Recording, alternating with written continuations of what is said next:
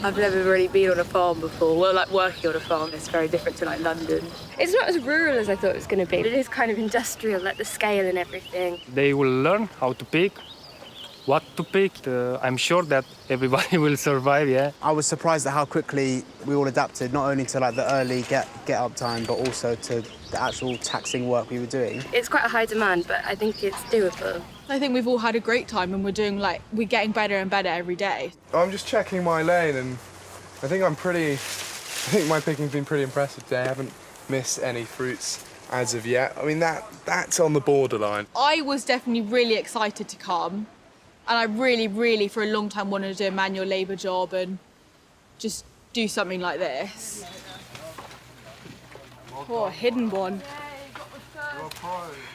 So I started looking at the different things that were going on in the world, and I kind of caught on to problems in agriculture and thought that young people are perfectly poised to be back in those jobs, because it's not like they didn't used to do lots of fruit and vegetable picking. I was thinking it was really important to try and make this job more relevant for young people today. Like, instead of just hard graft and go home type thing, I was trying to work out how we create more structure to it, to make it more appealing and to make sure there's more things there so that young people would stick at it. So, for example, would living with people help? Obviously, with coronavirus, the chance to go and live in a bubble, live and work in a bubble probably was quite appealing since everyone's been quite lonely at home. So I thought that would be good. But even without coronavirus, in the summer holidays, it could be quite exciting, especially maybe some people to live away for the first time and be surrounded by a community of agriculture workers. Because it wasn't just going to be like British people that we normally are used to working with. It's also a lot of different other communities, like Romanian, Bulgarian, Polish, and I think that's really interesting. Immersing ourselves in the caravan community has been like one things I really wanted to come do. And I just want to make friends, really. I just want to make friends. So I was delighted when the Hall Hunter Partnership was open to testing out Grounder's first project and giving this group of young people such a unique opportunity. For us, we just want this group of young people just to have an experience. Everyone's going through some pretty tough times at the moment, so I think for these young people to have a positive experience for a couple of weeks out in the countryside, make some friends, learn some resilience, pick some fruit, earn some money. I think it's just a great opportunity for them. I don't know when your punnets are full.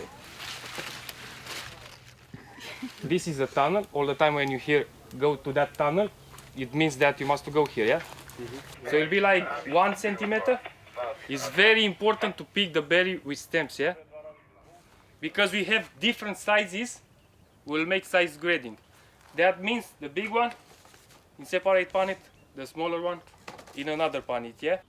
These sausages were £4.50, and I was thinking, that is half an hour's fruit picking for some sausages. Would I actually realistically do that? No, I wouldn't. But there are other things, if you compare and contrast, your wages and think, would I buy this and do this much time fruit picking? It's actually quite interesting. It sees what you value more. Another way we created structure is by arranging additional activities that can provide a different focus to the work, without it turning into a kind of holiday camp. Something the Hall Hunter Partnership have been really supportive of. It's been difficult not being able to mix so much, but we managed a socially distanced yoga class and some walks which have helped everyone to unwind and bond a bit more. We also arranged some career insight sessions over Zoom, and owner Harry Hall and managing director Brent Lawson gave an insightful talk about the business. Once we were confident that our bubble was safe, the partnership arranged a jam-making class with local cookery school Wild Garlic, which everyone really enjoyed. In the future, we believe it's important for these activities to be opened up to the wider farm community to encourage further integration, beyond distance hellos and chats with our neighbours at the caravans. I've learnt how resilient farm workers are. We're not even working as close to as hard as they work. I mean, a big thing for me is the fact that we don't do the hours that they do. The first week was really difficult. I think harder than I expected. It was so hot, it was so foreign in terms of the movement and what we're meant to be doing. It's gotten so much easier. I just feel like that difference in us and them still makes it difficult for us to properly immerse ourselves and say that we're here doing the same job that they're doing and doing manually, because we're not. I mean, it's like, it is different, so. You know, we're all racing like to be fastest. Just a little bit annoying that my brother's beating me at the moment.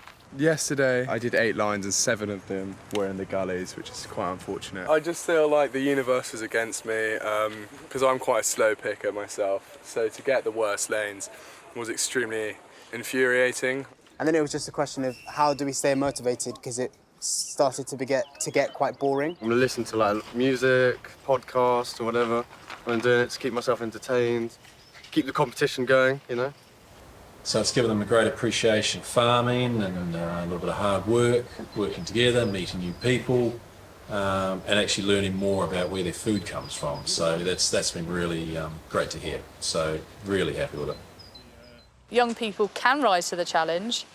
I've learnt that young people really will put their all into something. You get to immerse yourself in working, but you also have that comfort zone of being with people you know, and also us all trying, you know what I mean? Us all never having done jobs like this and coming in together. If they're treated like a team and appreciated like a team, I feel like they will stick together like a team.